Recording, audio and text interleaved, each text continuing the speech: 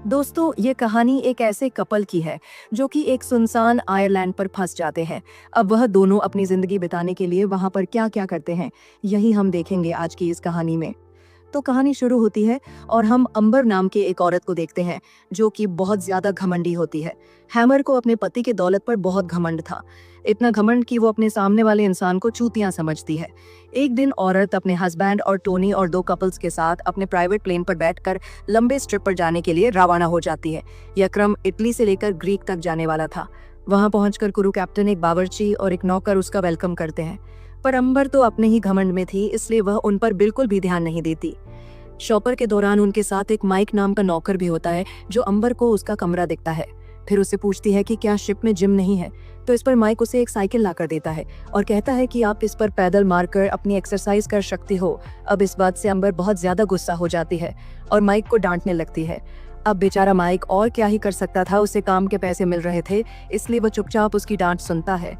लेकिन अब माइक के दिल में अंबर के खिलाफ बदले की आग उठ रही थी और वह बस हैमर को सबक सीखने के बारे में ही सोच रहा था। फिर अगली सुबह जब अंबर ब्रेकफास्ट कर रही होती है, तभी वह माइक को अपने पास बुलाती है और उसे कहती है कि ब्रेकफास्ट ठंडा हो गया है, जाओ तुम इसे जल्दी से गर्म करके लाओ। पर इस वक्त माइक को बहुत ज्यादा गुस्सा आ जाता है और वो गुस्से में सारे ब्रेकफास्ट एम्बर के सर पर पलट देता है और उसे उठाकर समुद्र में फेंक देता है। लेकिन तभी एक चुटकी बजती है और हमको पता चला है कि माइक तो बस दिन में सपना देख रहा था। फिर वह ब्रेकफास्ट को उठाकर उसे अर्गम करने के लिए अंदर ले जाता है। अंदर किचन में जाकर वो अपने दोस्तों को बताता है कि अंबर बहुत ज्यादा घमंडी है और वह बार बार मेरे ऊपर हुक्म चला रही है। इस पर उसका दोस्त उसे कहते हैं कि तुम ये गर्म ब्रेकफास्ट अपने साथ ले जाओ, इसमें हम सभी ने अपने प्यार की निशानी मिला दी है और उसे ये खाकर बहुत अच्छा लगेगा। फिर शिप का कैप्टन खुद उसे ब्रेकफास्ट को लेकर अंबर के पास जाता है, जिसको खाकर नंबर शांत हो जाती है। फिर एक रात जब मैं एक मछली पकड़कर किचन की तरफ जा रहा था, तभी वहां पर अंबर आ जाती है और उसी पर डोरी डालने की कोशिश करती है, इसलिए वह अंबर को इग्नोर करके वहां से चला जाता है। फिर अगली सुबह पता नहीं अंबर को अचानक क्या होता है और उसे फिशिंग करने का मन करने लगता है। अंबर माइक से कहती है कि मेरे लिए एक छोटी बोट का इंतजाम करो, पर इस पर माइक उसे समझाने की कोशिश करता है कि मौसम का कोई भरोसा नहीं है और कभी भी यहाँ पर तूफान आ सकता है। पर अंबर उसकी कोई बात नहीं मानती और वो ठान लेती है कि वो आज फिशिंग करके ही रहेगी। अब माइक भी बेबस होकर उसकी बात मान लेता है और वह उसे अपने साथ एक वोट में बिठाकर फिशिंग करने के लिए समुद्र में ले जाता है। लेकिन थोड़े ही दूर जाने के बाद उनकी वोट अचानक बंद हो जाती है। फिर जब माइक बोट को चेक करता है तो उसे पता चलता है कि वोट में फ्यूल खत्म हो चुका है। अब अंबर इस बात के लिए उस पर चिल्लाने लगती है, लेकिन अब माइक को भी गुस्सा आ गया था और वो अंबर को कहता है कि इसमें मेरी क्या गलती है, मैंने तो तुम्हें पहले ही माना किया था। अब उन दोनों के पास और कोई ऑप्शन नहीं था, इसलिए वह दोनों वोट पर बैठकर क्रूज शिप के आने का वेट करने लगता है। अब उन दोनों को वेट करते हुए 2-3 दिन बीत जाती हैं, पर वहां पर कोई नहीं आता। अब अंबर परेशान होकर मदद के लिए जोर जोर से चिल्लाने लगती है और उसकी मदद करने वाला भी वहां पर कोई नहीं होता। तभी अंबर की नजर बोट पर राखी हुई बंदूक पर पड़ती है और उसे लगता है कि एक फ्लेयर गन है और उसको चलने ही वाली थी कि तभी माइक उसे रोक देता है और कहता है कि वो नहीं जो तुम समझ रही हो। पर एम्बर उसकी बात नहीं सुनती और वह दोनों उसी बंदूक के लिए लड़ने लग जाते हैं।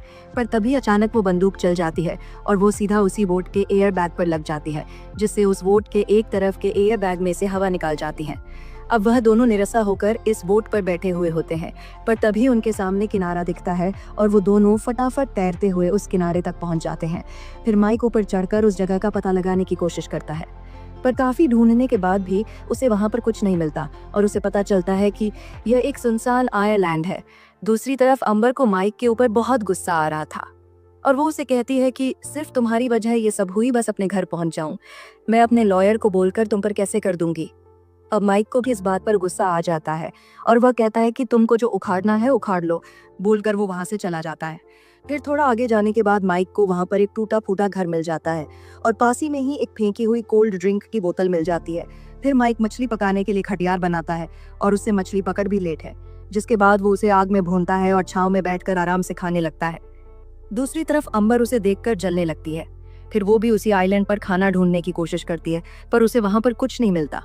इसके बाद वो माइक के पास जाकर उससे कुछ मछलियां मांगती है, पर माइक उसे कुछ नहीं देता। अंबर उसे कहती है कि तुम मेरे लिए मछलियां पकड़ लाओ, जिसके बदले मैं तुम्हें जितने भी पैसे चाहिए उतने पैसे दे दूंगी। पर इस पर माइक उसे माना कर देता है और कहता है कि मैं तुम्हारा कोई नौकर नहीं हूँ और अगर तुम्हें खाना चाहिए तो तुम्हें मेरी नौकरानी बनना होगा और दिन रात मेरी सेवा करनी पड़ेगी। यह बोलकर माइक अंबर को अपने सारे कपड़े धोने के लिए दे देता है। अब अंबर के पास भी और कोई रास्ता नहीं था, इसलिए वह मजबूरी में माइक के कपड़े धोने लगती है और उसे उसके बदले खाने के लिए मछलियां मिलती हैं। अब यहाँ पर तो माइक की ऐश हो गई थी। वह बस मछलियां पकड़कर लता और दिन भर आराम करता, बाकी मछलियों को पकाने का कम और बाकी के सारे काम करती थी। दरअसल वह अंबर को सबक सिखा रहा था, क्योंकि अंबर ने क्रूज पर उसके साथ बहुत अत्याचार किया था।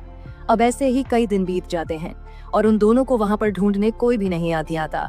उधर माइक के दिल में अंबर के लिए फीलिंग्स जाग रही थी और वह उसके साथ इंटीमेट होने के बारे में सोचने लगता है। फिर कुछ दिनों बाद माइक से रहा नहीं जाता और वह अंबर के साथ जबरदस्ती इंटीमेट होने की कोशिश करता है। अब पहले तो अंबर उसे माना करती है, पर थोड़ी ही देर बाद वह भी उसका साथ देने लगती है।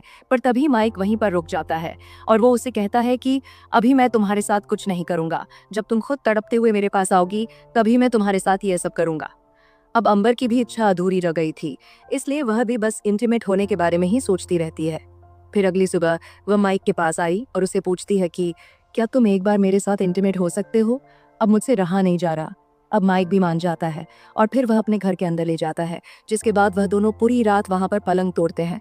अब ऐसे ही कुछ दिन बीत जाते हैं और फिर एक दिन पलंग तोड़ने के बाद अंबर माइक से कहती है कि वह उससे प्यार करने लगी है। ये सुनकर माइक कहता है कि अगर हम इस आइलैंड पर फंसे नहीं होते तो तुम मुझे ऐसा कभी नहीं कहती। और वो बोलता है कि क्या तुम्हें याद नहीं है कि शिप पर तुमने मेरे साथ कैसा बिहेव किया था? इस पर उसे कहती है कि उस टाइम मेरा मूड खराब था क्योंकि मेरा पति मुझे संतुष्ट नहीं कर पाता था, पर जब मैंने तुम्हारे साथ पलंग तोड़ा तो मुझे एहसास हुआ कि तुम मेरे पति से ज्यादा दमदार हो। अब ये सुनते ही माइक लपक कर अंबर पर टूट पड़ता है और वो दोनों फिर से पलंग तोड़ने लगता है। अब ऐसे ही कुछ दिन और बीत जाते हैं और वो दोनों पलंग तोड़ने के अलावा दूसरा और कोई काम नहीं करते। अब दोनों ही अपनी लाइफ में बहुत ज्यादा खुश थे, पर एक दिन अंबर को समुद्र में एक नाव दिखाई देती है। उसे देखकर अंबर माइक को कहती है कि हमें कहीं छुप जाना चाहिए, लेकिन माइक उसे माना कर देता है। इस पर उसे कहती है कि मैं तुम्हारे साथ यहीं पर ही खुश हूँ और मैं कहानी और नहीं जाना चाहती।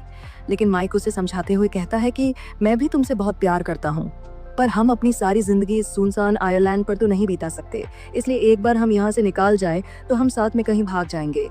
अब अंबर भी माइक की बात मान लेती है और फिर वह दोनों बोट पर बैठकर क्रूज पर वापस चले जाते हैं।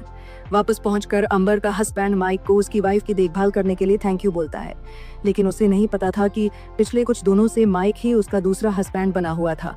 फिर माइक निराश होकर वहां से चला जाता है और अंबर अपने हस्बैंड के साथ वापस होटल चली जाती है। अब अंबर वहां पर बस माइक को ही याद कर रही थी और दूसरी तरफ माइक अंबर के लिए एक रिंग खरीदता है।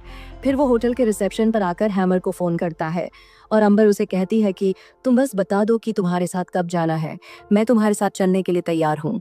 वह उसे यह भी कहती है कि तुम बस एक लेटर लिखकर उसे लेटर को होटल के रिसेप्शन पर छोड़ देना।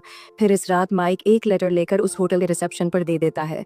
उस लेटर में ये लिखा था कि कल सुबह वह क्रूज पर उसका वेट करेगा और उसके साथ ही उसमें वह रिंग भी थी जो वो अंबर के लिए लाया था। फिर अगली सुबह जब अंबर लेटर लेने के लिए जाती है तभी वहां पर उसका हस्बैंड आ जाता है और उसकी नज़र अंबर के हाथ में लिए हुए लेटर पर पड़ जाती है। वह लेटर को पढ़ लेता है और उसे पढ़ते ही उसे अंबर और माइक का प्लेन पता चल जाता है, जिसके बाद वो बिना समय गंवाए अंबर को अपने साथ एक हेलीकॉप्टर में ले जाता है। जाते जाते वह होटल के रिसेप्शन पर एक लेटर देकर जाता है और वह लेटर माइक को देने को कहता है। बन्हा लिखा होता है कि मैं तुमसे प्यार नहीं करती और हमारे बीच में आयरलैंड पर जो कुछ भी हुआ वह बस एक गलती थी। दरअसल यह लेटर अंबर की तरफ से उसके हस्बैंड ने लिखा था ताकि माइक इसे पढ़कर अंबर को भूल जाए। अब ये पढ़ते ही माइक भागते हुए अंबर के पास जाता है और देखता है कि वो हेलीकॉप्टर से जा रही है। तभी माइक अपने उस रिंग को अंबर की तरफ फेंकता है, पर वो रिंग सीधा जाकर समुद्र में गिर जाती है। अब माइक को गुस्सा आ रहा था कि अंबर ने उसे धोखा दिया है और उधर अंबर ये समझ रहा था कि माइक ने उसे धोखा दिया है और उसने उसके लिए कोई लेटर नहीं छोड़, और इसी के साथ ये कहानी यही खत्म हो जाती है।